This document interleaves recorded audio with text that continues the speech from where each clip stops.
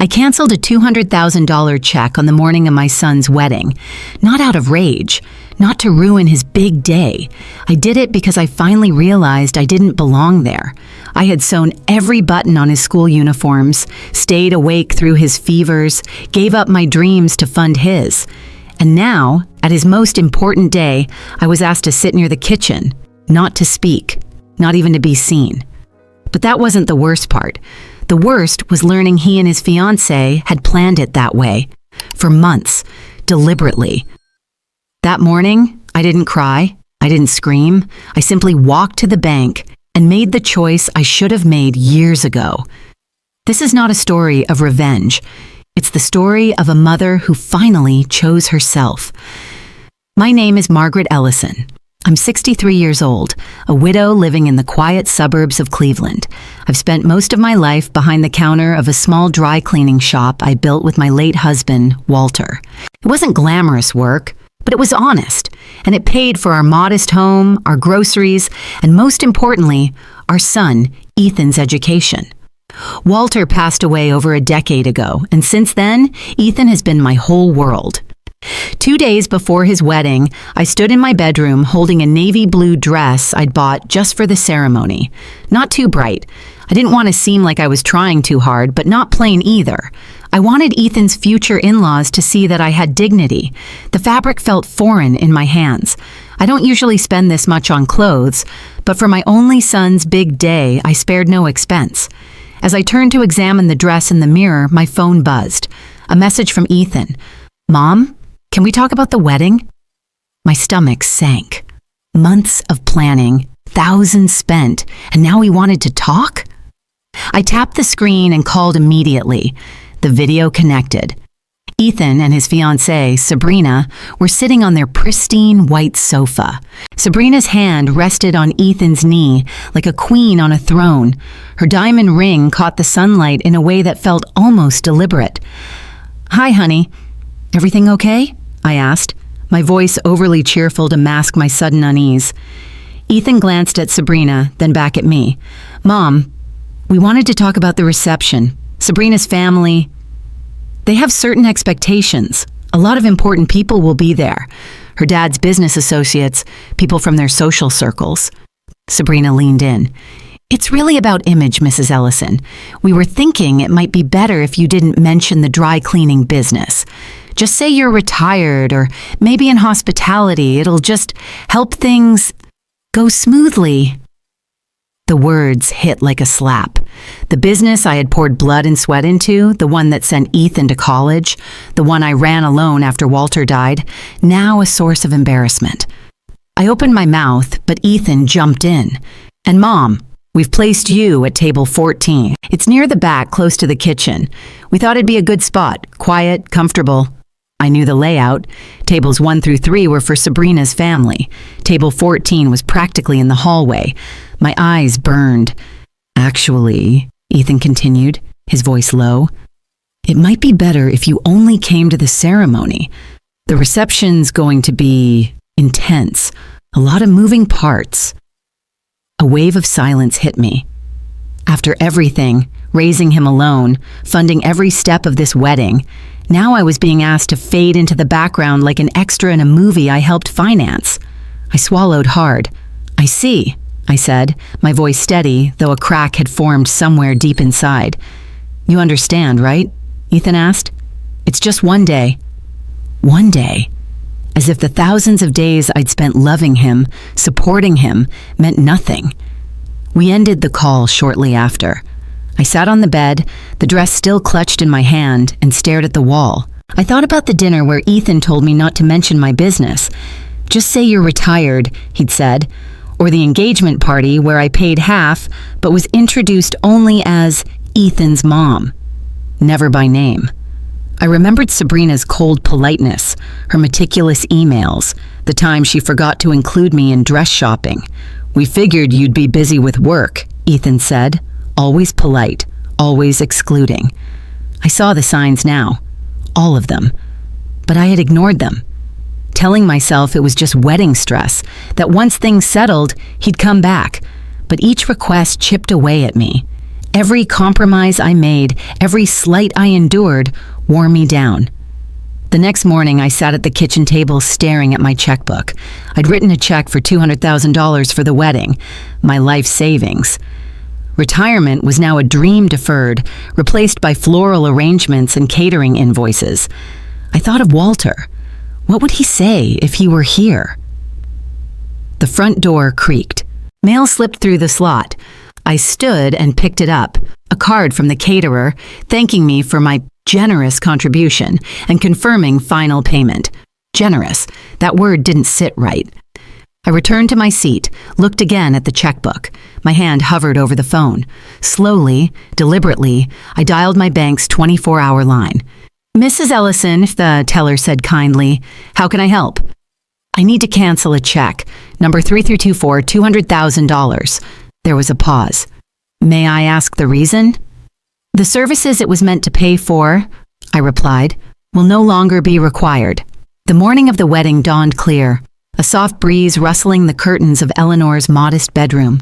The navy blue dress, still pristine and untouched, hung solemnly on her closet door like a question waiting to be answered. She had spent half the night staring at it, wondering if she would even be allowed to wear it at all.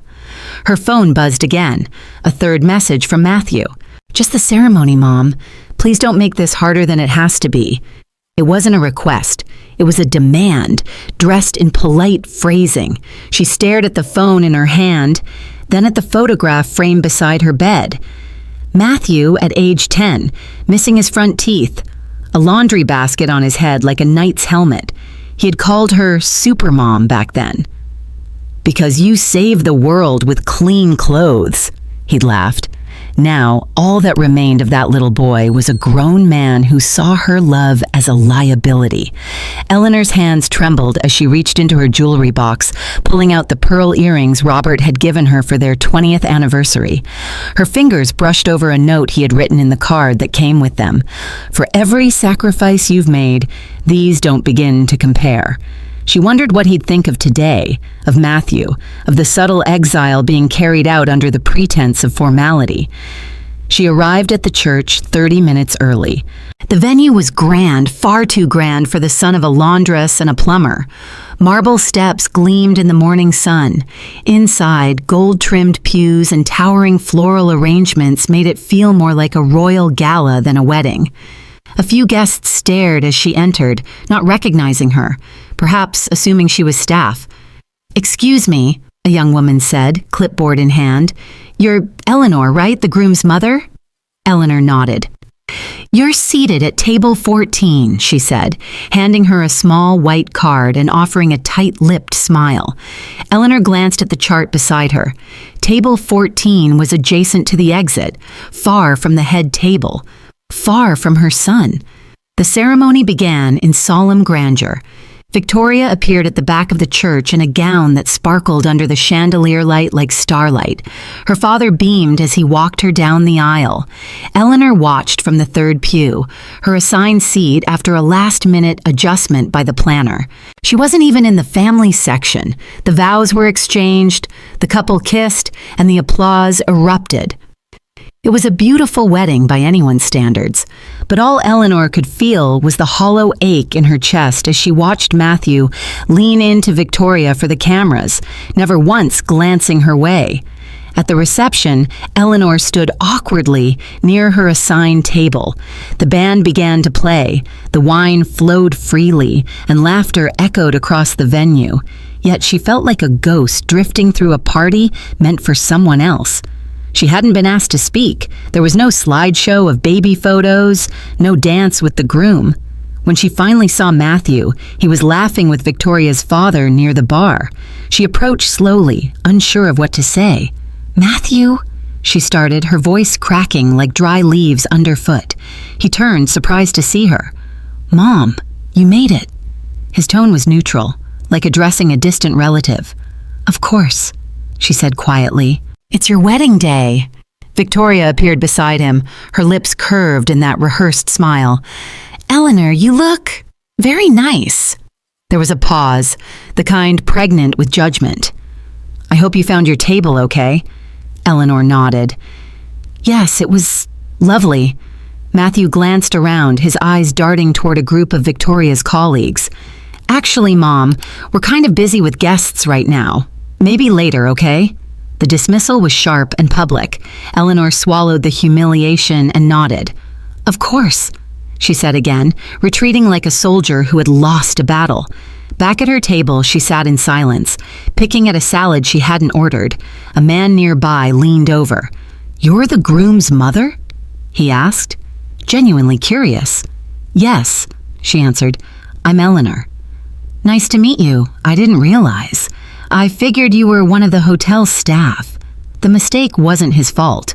She looked like she didn't belong, because they'd arranged it that way. Later that evening, she watched as Victoria's family toasted each other, as speeches praised the new couple's bright future, as glasses clinked and hugs were exchanged. No one mentioned Eleanor. No one called her name. Her decades of labor, of sacrifice, of wiping Matthew's tears and folding his laundry and filling out scholarship forms, they had all been buried under a mountain of designer lace and social climbing ambition. It wasn't the lack of attention that broke her. It was the calculated exclusion, the conscious decisions, one after another, to erase her presence without making a scene. That was the cruelty. Not loud, but quiet. Not brutal, but surgical. As the music swelled and the guests filled the dance floor, Eleanor rose from her chair, clutched her small purse, and walked quietly toward the exit. No one noticed, but as she stepped outside, the cool air meeting her flush skin, she did notice something, the faint stirring of resolve, the kind that said, "Not again." The day I received the wedding invitation, I was reorganizing my old bookshelf, something I hadn't touched since before Harold passed away. I nearly missed it. The pristine ivory envelope tucked into a stack of circulars. The return address wasn't familiar, but the elegant calligraphy of my daughter's name, Eleanor Wexley, gave me pause. For a moment, I stared at it, my heart a mixture of anticipation and unease. We hadn't spoken in over 6 months. That alone was enough to tinge the edges of this moment with dread. Inside, the invitation was everything one would expect from a high society event. Embossed lettering, a wax seal, and a cardstock that cost more than my monthly phone bill. "Cordially invite you to the union of Eleanor Wexley and Jameson Crestfield." The rest became a blur. The reception would be held at the Crestfield Estate, an 18th century mansion owned by Jameson's family, notorious for their ties to old money and political influence. I remembered Jameson from the one dinner we had together. His handshake was limp, his smile artificial, and his condescension barely veiled. He never looked me in the eye, but Eleanor loved him, or so she said. There was also a note, handwritten in Eleanor's sharp, slanted script. "Mother, I hope you'll attend the ceremony. Seating will be arranged. Please don't bring up the past. Let's focus on the present." E. Not a word of affection. No love, no missed you, no warmth. Just a polite demand. I sat down heavily at the kitchen table. After everything, this was my re-entry into her life? I reread the note until my eyes blurred. Did she think I couldn't see between the lines? This wasn't an invitation. It was a summons, with expectations and caveats. Be present, be silent, be invisible. I placed the invitation on the table and went to make myself some tea, my hands trembling just slightly as I boiled the water. Memories came rushing back. Her graduation, her first apartment, her falling out with Harold after refusing the business he offered. She wanted something more respectable than inheriting a modest dry cleaning operation. She wanted prestige. Harold never understood. I tried to mediate, tried to keep the peace, but in the end, Eleanor drifted. Phone calls turned into texts, then nothing. I decided I would go, not for Eleanor, but for myself. I needed to see this through, understand what my daughter had become, but I wouldn't go unprepared. I scheduled an appointment at the local boutique, where Lucinda, the owner, helped me find a modest yet elegant navy gown that accentuated my figure but didn't shout for attention. "You'll look like a dignified queen," she said. I smiled politely but felt none of it inside. The week before the wedding, I received another envelope, this one smaller. It contained a seating chart. Table 18, right by the exit. I counted. Eleanor's fiancé's family filled the first 8 tables. The rest were friends, colleagues, and influential names I'd heard from society columns. I was listed alone. Not a single mention of family next to my name. No mother of the bride anywhere in sight. Still, I held on. Maybe it was a mistake. Maybe there would be a moment during the wedding when our eyes would meet, and something would shift. Something would soften. 3 days before the wedding, Eleanor called. My phone rang while I was pruning the rose bushes in the back. I wiped my hands on my gardening apron and stared at the screen. Eleanor. "Hi, Mom," she said, her voice formal. "Eleanor," I said cautiously, "I just wanted to remind you about the dress code. Black tie. No navy or dark gray, please. Those are reserved for the immediate family and wedding party." "I already bought a navy gown, guess these," I replied, blinking slowly. There was a pause.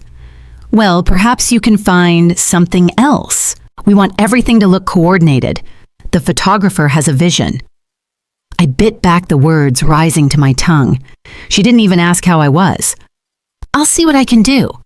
And please, about the seating, we're keeping things simple.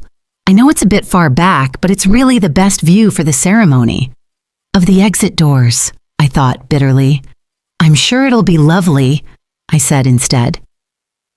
After we hung up, I sat on the patio for a long time, letting the wind play with the loose curls of my hair. This wasn't a misunderstanding. It was intentional. I was being managed, hidden, decorated in a way that suited her new narrative. That night, I couldn't sleep. I paced the hallway, passing pictures of Eleanor as a child, missing teeth, graduation cap, prom dress. In every one, I was there beside her, smiling. She had erased me. Replaced me with what? Image? Elegance? Approval from strangers who wouldn't love her even if she gave them everything? I picked up the phone and called Daniel, Harold's cousin, a lawyer, the only one in the family still close to me. "I need to protect my assets," I said. He didn't ask why. "I'll draw something up tomorrow." Because something told me this wedding wasn't going to be a celebration. It was going to be a test. The room fell into a tense silence as Judith stared at the envelope in her trembling hands. She didn't open it right away. Instead, she laid it carefully on the counter and poured herself a cup of chamomile tea, her movements slow and deliberate. The routine grounded her, a fragile ritual clinging to normalcy. When she finally opened the envelope, a formal letter from Michael's lawyer spilled out, laced with legal jargon. The message was clear. They were seeking repayment of the $150,000 she had committed for the wedding. Judith's stomach churned. No signature from Michael, no personal note. Just cold legal precision.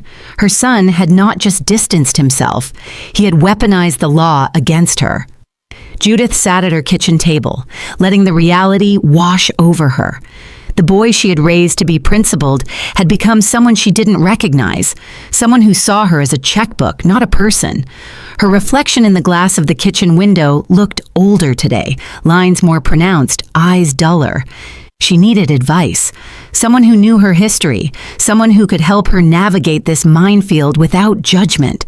She called Evelyn Tran, a retired civil rights attorney and longtime friend. Evelyn had marched in protest, defended single mothers, and stood by Judith during Robert's funeral. Within 20 minutes, they were drinking tea together, Evelyn reading the letter with her trademark raised eyebrow. "Not enforceable," Evelyn said, matter-of-factly.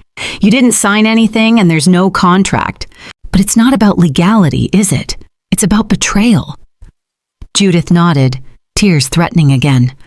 "I just keep wondering, what did I do to make him hate me this much?" Evelyn reached across the table. "You gave him everything, including the power to hurt you. Now it's time to take that power back." Later that evening, Judith sat with a photo album on her lap, flipping through pages of Michael's childhood. The toothless grins, scraped knees, science fair ribbons. In every photo, she could feel her devotion, the pride, the sacrifices etched in each smile. And then, the photos stopped. There were no pictures from the last 3 years, no engagement party, no dress shopping, no rehearsal dinner. Judith had not been absent. She had been erased. A knock at the door jolted her. It was Claire, her younger sister, holding a bag of groceries and a 6-pack of wine coolers. "I heard what that snake did," Claire said without pleasantries. She bustled into the kitchen, unpacking bread, fruit, and comfort snacks. "We're going to get drunk, and you're going to tell me everything." Judith tried to smile. It didn't quite reach her eyes, but she was grateful for Claire's fire. As they sat on the couch, sipping peach wine coolers and eating cheese straight from the block, Judith spilled it all. From the engagement to the text, the wedding costs, and the bounce check. Claire listened without interruption, only muttering "bastard" and "manipulative witch" at appropriate intervals. When Judith finally reached the part about the legal letter, Claire's mouth fell open. "He's actually suing you? After what you did for him?" Judith nodded. "Through a lawyer. He couldn't even face me himself." Claire slammed her drink down. "Then face him yourself. Show up at his office. No tears, no anger, just calm fury." Judith hesitated. "I don't want to beg him. I want to understand why." Claire's eyes softened. "Then ask. But be ready. Sometimes the truth isn't what we want. It's what we need." The next morning, Judith dressed with purpose.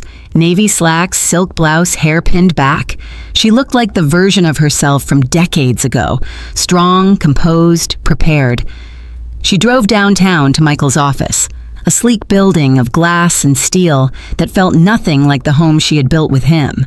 She asked for him at reception, and when his assistant tried to stall, Judith's tone was firm but polite.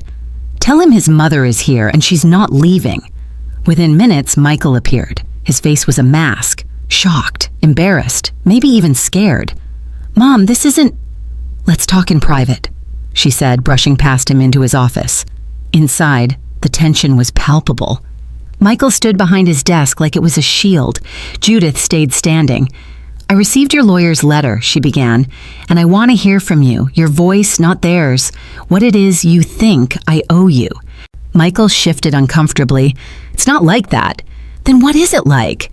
You asked me not to come to the reception. You sat me by the kitchen.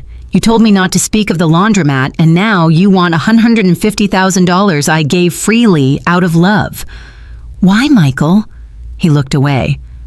"Victoria's parents, they expected something polished, not working class." Judith's throat tightened. "So, you were ashamed of me?" "I didn't say that, but you meant it." He exhaled. "It was complicated. They judge people, and I wanted to fit in. By pretending I didn't exist, or that I only existed to fund your lifestyle?" Michael opened his mouth, but couldn't find the words. Judith stepped forward, placing a photo of 5-year-old Michael on his desk. "That boy loved me. That boy knew what mattered. If you find him again, tell him his mother is still here, but I won't bankroll this illusion." She turned and walked out without waiting for his response. Later that night, Judith sat in her kitchen, feeling the gravity of what she'd done. She hadn't shouted. She hadn't cried. She had confronted the truth, and it had not broken her. It had freed her. The morning after the failed brunch sat heavy on Martha's shoulders. She sat on her porch with a lukewarm cup of coffee, staring blankly at the hydrangeas she'd planted years ago, now wilting. The sun was warm, but her chest was cold. The smile she had forced during yesterday's meal still lingered on her lips, a grotesque remnant of the performance she had given. She replayed every detail, how Caroline had shifted uncomfortably when Martha mentioned her handmade centerpieces, how Evan barely acknowledged her presence, speaking only when directly addressed, how the laughter had come, loud and bright, but always stopping just short of including her. She had smiled, nodded, and made excuses for them all, but the ache in her chest wouldn't subside. Later that day, she received a text. It was from Caroline. "Hey, Mom, Evan and I were talking. We think it might be best if you didn't speak during the rehearsal dinner toast. Just let Dad handle it? Hope you understand." The heart emoji stung more than the words. It was a fake softness layered over a dagger. Martha sat stunned, the phone trembling slightly in her hands. Her toast, the one she had rewritten 5 times, filled with anecdotes from Evan's childhood, humorous tidbits about Caroline, and heartfelt wishes, was no longer needed, or rather, it was no longer wanted. Her mind spiraled. Had she embarrassed them at brunch? Was she too loud, too emotional, too herself? In an impulsive decision, she drove to the florist and asked to cancel her bouquet order for the wedding. The young girl behind the counter blinked in confusion. "Are you sure, ma'am? It's for your son's wedding, right?" Martha nodded, swallowing the lump in her throat. "Yes, I think I won't need it anymore." The girl frowned, clearly unsure whether to press further. "Well, I can keep it on hold for a day or two if you change your mind." "No," Martha said, her voice sharper than intended. "Cancel it." Driving home, she felt a twisted satisfaction. One small thing she could control, but her anger dissolved into guilt by the time she pulled into her driveway. She hadn't even told Evan. What if she was overreacting? She picked up the phone but hesitated before calling. Instead, she opened her email.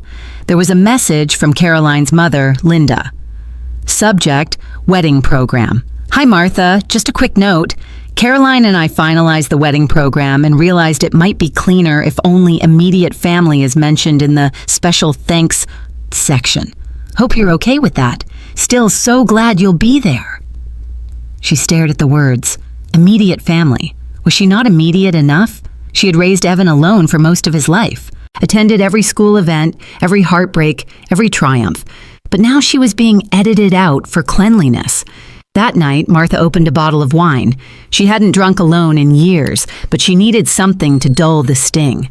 She sat on her back porch, by a phone in hand, scrolling through photos of Evan's childhood, birthday parties, Halloween costumes, braces, and messy hair.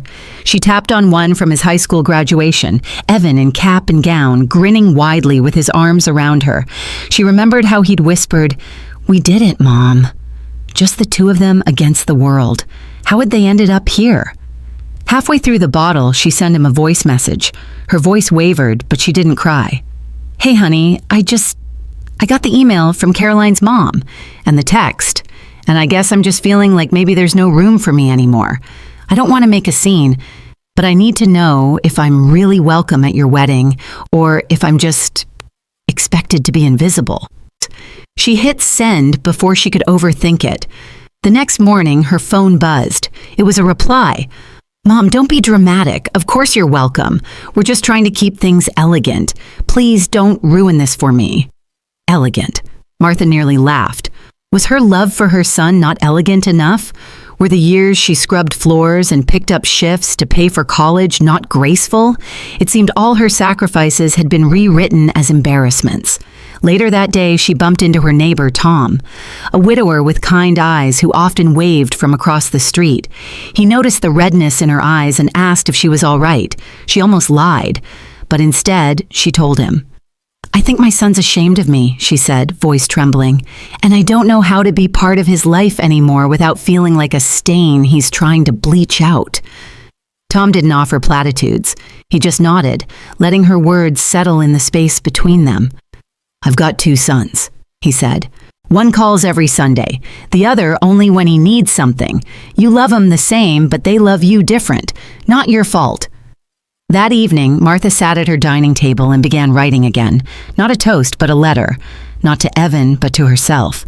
"You are not invisible," she wrote. "You are not a mistake, or a burden, or an inconvenience. You are a mother. You are a woman. You are worthy of space, of celebration, of love." It was supposed to be just another spring afternoon, but instead it marked the beginning of Judith's unraveling. She stepped into the bridal boutique with a hesitant smile and a hopeful heart. Perhaps finally she would be allowed a glimpse into her daughter-in-law's world, a world she had paid for but never been invited into. The boutique smelled of champagne and expensive perfume, walls adorned with mirrors that reflected nothing but perfection. Judith adjusted the second-hand scarf around her neck, suddenly hyper-aware of every wrinkle on her hands, every crease on her face. "Mrs. Montgomery, we weren't expecting you," said a store attendant with a smile too tight to be genuine. "I know," Judith said gently. I was just hoping to surprise them. It's a special day." From behind a curtain, laughter floated, light, musical, and devoid of her voice. Then came the unmistakable tone of Evelyn. "I just want to look radiant, something timeless, not like rustic or old-fashioned." Judith's smile froze. Another voice chimed in. "Well, you don't want to end up looking like someone from a laundromat, right?" The laughter that followed was deafening. Her feet moved before her mind could catch up, slipping quietly out the door. Outside, the cool breeze brushed her face, masking the sting in her eyes. She stood on the sidewalk for a moment, staring at her reflection in the boutique window. The woman staring back looked dignified, if a little weathered, but inside she felt like glass, clear, fragile, and shattering. Back home, she sat at the dining table. Invoices and receipts spread like war maps. $12,000 for Evelyn's designer dress, $6,500 for the engagement photography session. The destination pre-wedding shoot had cost nearly $15,000. She had signed the checks with trembling hands, always with the belief that love was being bought alongside lace and lenses. A loud knock startled her. It was June, her neighbor and oldest friend. "I brought your favorite," June said, holding up a pie. "Saw you leave the boutique." Judith tried to smile, but it cracked. "They laughed, June. About the laundromat, about me." June sat down beside her, placing a steadying hand on hers. "Judith, money doesn't buy class. You've given more than they deserved." "But he's my son," Judith whispered. "I raised him better." June said nothing for a while, then quietly asked, "Did you raise him to fear judgment, or did someone teach him that?" That night, Judith didn't sleep. She lay in bed, staring at the ceiling, tracing every crack in the plaster like a roadmap of her regrets. She remembered Colin at age 6, crying when he scraped his knee. She'd held him, whispered comfort, promised the world would never hurt him if she had any say. And maybe that's where she went wrong, shielding him so fiercely that he never learned to protect the people who protected him. The morning of the rehearsal dinner, Judith received a text. From Colin, short and curt. "Not necessary for you to attend tonight, limited space. Hope you understand."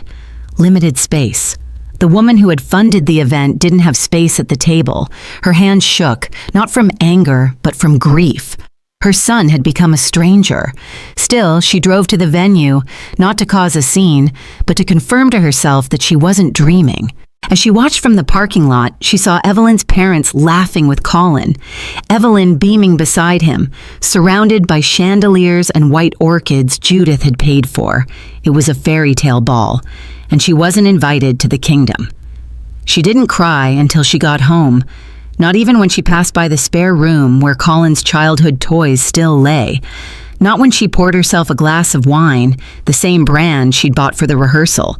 It wasn't until she saw Robert's old picture frame, a photo of the three of them at the beach, that the tears came, raw, uncontrollable sobs that shook her entire body. Later that night, Eloise came over, finding Judith curled on the couch. "They didn't let you in?" she asked, fury flickering in her young eyes. Judith shook her head. "I want to do something," Eloise said, "something to remind them you're not invisible." But Judith smiled through the tears. "That's not who I am. I won't stoop to revenge, but I will make sure this ends." She rose, steadier than before. The fog had lifted. For the first time, Judith realized she didn't need their validation. What she needed was a reclaiming of self. She opened her laptop, logged into her bank account, and stared at the transaction history. Hundreds of thousands spent, and not a single thank you. The cursor hovered over the transfer button. She moved the remaining funds from the wedding account into a new savings labeled JM Future. She picked up her phone and texted her lawyer. "Tomorrow morning, I need to stop a payment." The call came on a drizzly Thursday afternoon, one of those gray days that seemed to stretch endlessly. Claire was folding sheets at the back of the laundromat, her hands working mechanically, when her phone buzzed in her apron pocket. Unknown number. Instinct told her not to answer, but curiosity won. "Hello?" she answered cautiously. "Mrs. Winslow?" a clipped voice replied. "This is Janine from Meadow Hills Country Club. We're calling to confirm the vendor payments for the Langston Reed wedding this Saturday. Claire's chest tightened. Vendor payments? I'm sorry, there must be a mistake. I'm not handling payments anymore. But we were informed that you were the point of contact. We're still awaiting final confirmation on the catering and floral balances. The total is just over $17,000. Claire's heart pounded. She knew exactly what this was. Owen hadn't updated anyone. He was still using her name, her reputation, her wallet as a crutch. The walls of the laundromat seemed to close in around her. I'm afraid I won't be covering those costs, she said firmly. You'll need to contact Mr. Langston directly. The woman hesitated. Understood. Thank you, Mrs. Winslow. She ended the call, and Claire stood there stunned. The audacity. She hadn't written a check in over a month, had drawn her financial line in the sand. Yet Owen had continued spending, planning, as if her money were guaranteed, as if her silence were consent. She sat at her desk that night, the vendor invoices spread across the table like a war map, tallying totals, $198,000 already spent, another $40,000 projected. A part of her wanted to walk away completely, to let the chaos consume them.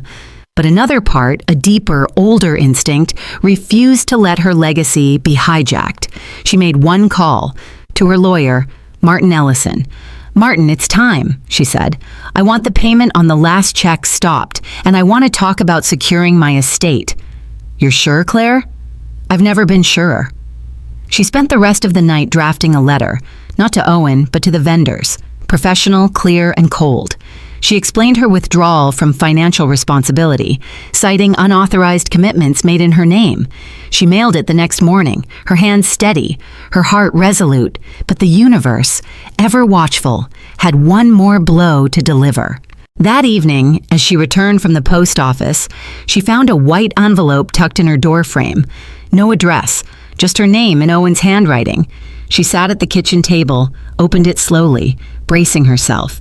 Inside was a single photograph, her and Owen at his high school graduation, her arms wrapped tightly around him, her eyes full of unshed tears, pride beaming through her fatigue.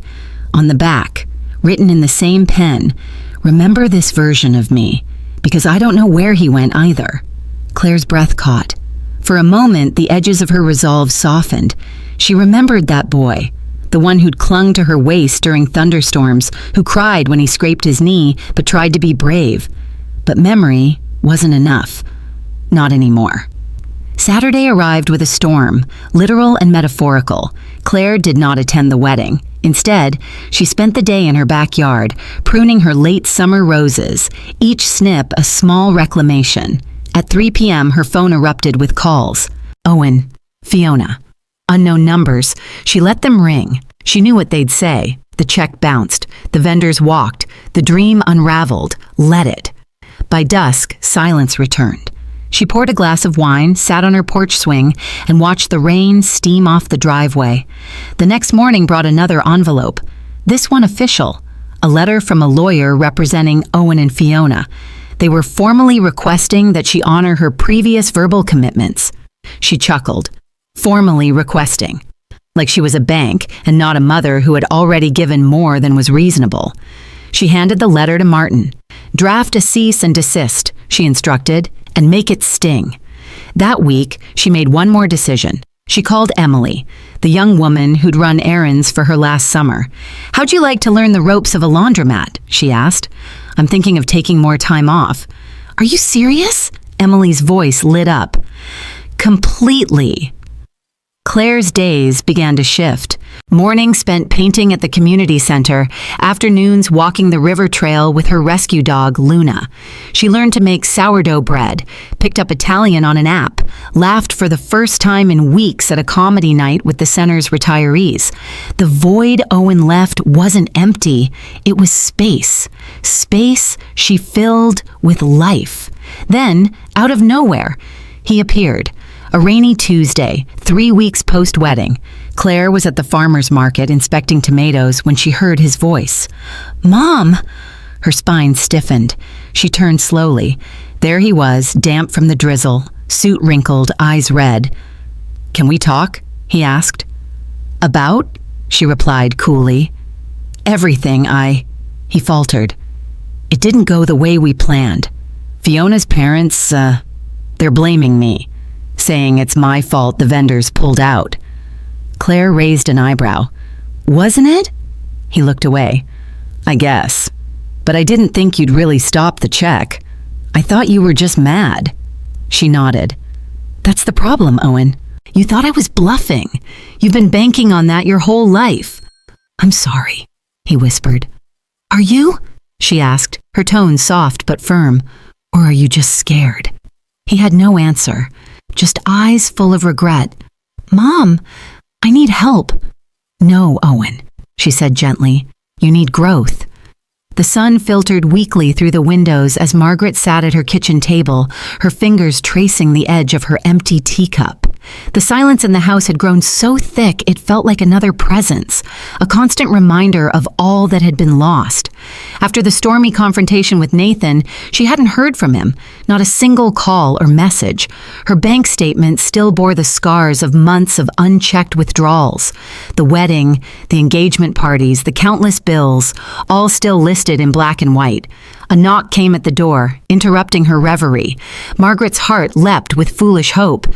Maybe Nathan had come to apologize. She opened the door to find a courier holding a large envelope. "Mrs. Whitaker?" he asked. She nodded. "You've been served." Confused, she opened the envelope to discover she was being sued. Nathan and Olivia were demanding reimbursement for emotional distress and failure to uphold financial promises. The lawsuit claimed Margaret had verbally committed to funding all wedding expenses and had maliciously sabotaged the event by canceling payments. Her knees gave out and she sank to the floor, the papers strewn around her like fallen leaves. This was beyond betrayal.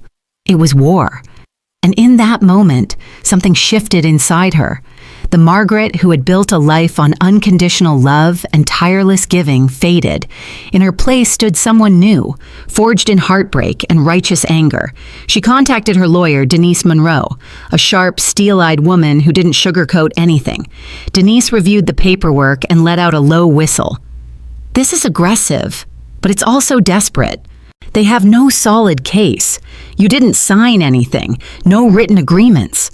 Margaret stared at the ceiling. "They're trying to break me." "They won't," Denise said. "In fact, we might turn the tables. Financial elder abuse, coercion, emotional manipulation. We've got more ammo than they do." Later that night, Margaret sat in her living room, surrounded by old photographs of Nathan, her baby boy, his gap-toothed grin, the art project he made in 3rd grade, the crooked birthday cards. How had they come to this? She thought of Robert, how he'd have handled this with firm kindness. Margaret was tired of playing the martyr. That weekend, Olivia's family hosted a brunch for their philanthropy network, and Margaret received an invitation, clearly sent before the lawsuit. Curiosity piqued, she went, not to make peace, but to observe. Dressed in a modest but elegant outfit, she arrived to surprised gasps. Olivia, red-faced, approached. "Why are you here?" Margaret smiled. "I'm on the invite list, remember? You sent it before you decided to sue me." Olivia's lips tightened. "This isn't the time or place." "Actually," Margaret said coolly, "it's the perfect place. You've painted me as a monster to your network, but let's put on a good face, shall we?" Throughout brunch, Margaret charmed the guests, speaking of her decades running a small business, her love for the community, her volunteer work. She never mentioned the lawsuit, but she didn't have to. Her grace spoke volumes. Later, in the ladies' room, one of the guests, a judge Margaret vaguely remembered from a charity gala, approached her. "You're Nathan's mother?" "Yes." "I've heard things, but today you've been nothing but gracious. Just know, truth always finds its way." That evening, Margaret met Eloise, Sarah's daughter, at the cafe. Eloise had heard everything. "They sued you?" she said, appalled. Margaret nodded. "But I'm not afraid anymore." Eloise reached across the table.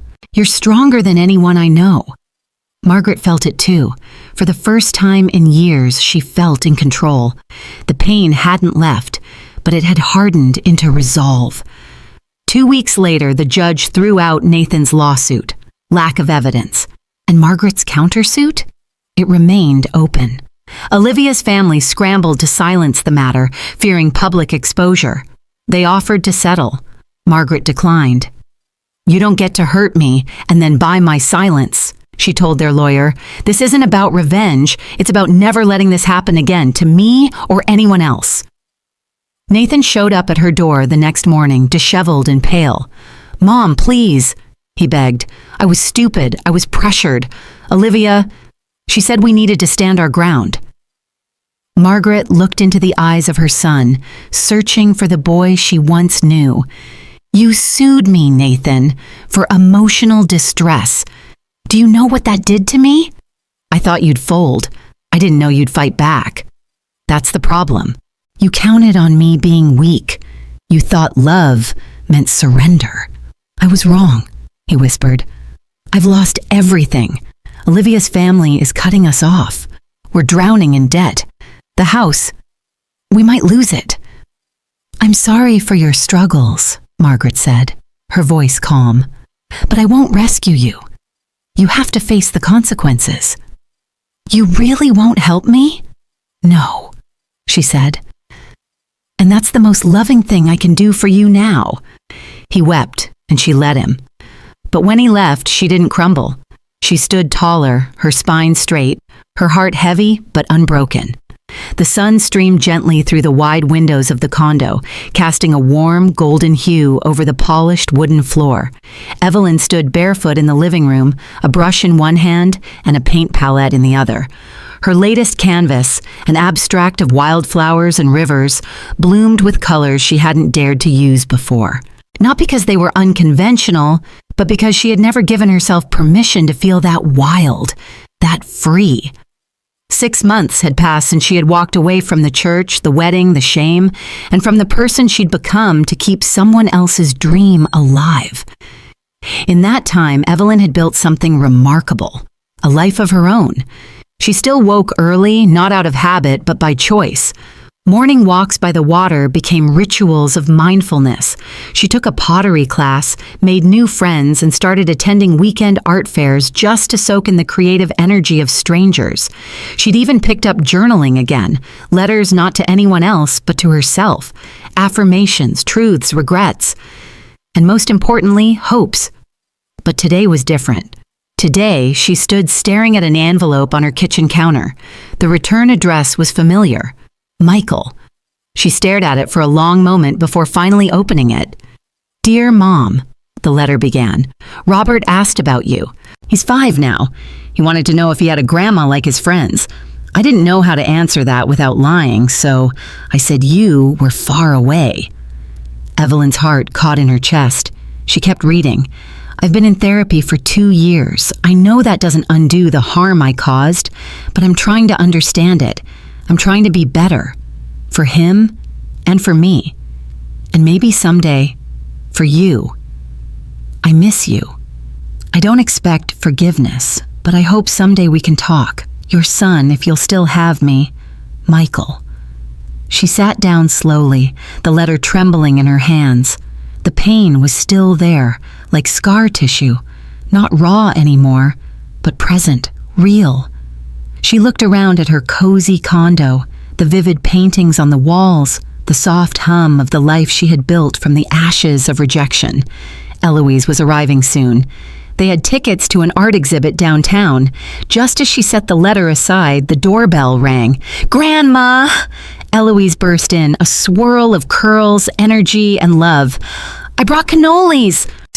"You're spoiling me," Evelyn smiled, pulling her into a tight hug. "Nope. Just making up for years of stolen joy." They laughed, but both knew how much truth that joke carried. Over coffee and pastry crumbs, Evelyn handed her the letter.